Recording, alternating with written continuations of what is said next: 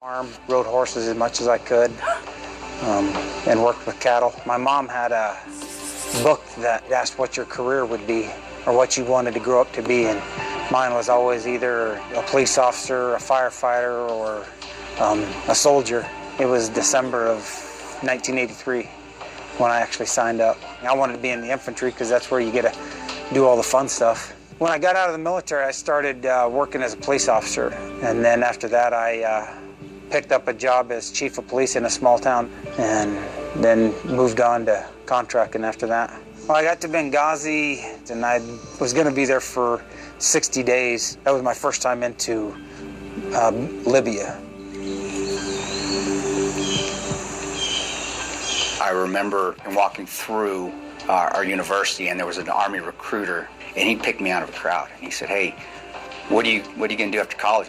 He showed me a Ranger video, and I asked him, I said, "Is that looks pretty tough? Is it hard?" And he said, "Man, you got to be pretty tough to get in it. That's what I want to do. If a lot of people can't do it, I want to do that." In 2003, I was medically discharged, and out of the blue, I got a call from Blackwater.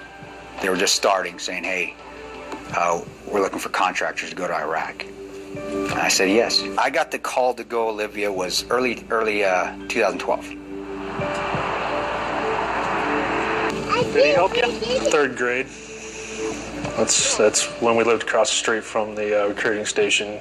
I mean, it just kind of kept going there. I chose the Marine Corps because I always hear they're always the toughest guys, so I tried out for the toughest one I could find. Got out actually about 2 months before I got totally bored. I had to go find work. I ended up getting a job in heating and air conditioning. I did that until I got into contracting. The first time that I actually went there to Libya, I went into Tripoli. That was my first trip. And the second time I went back, and the third time, the fourth time, they're all in Benghazi.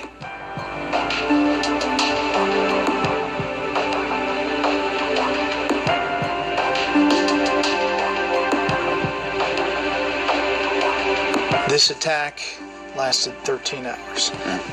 4 people died, including our ambassador, and it was on 9/11. So I want you to take us back to the beginning. For people who don't know this job, contractors, I mean, how do you explain it to them?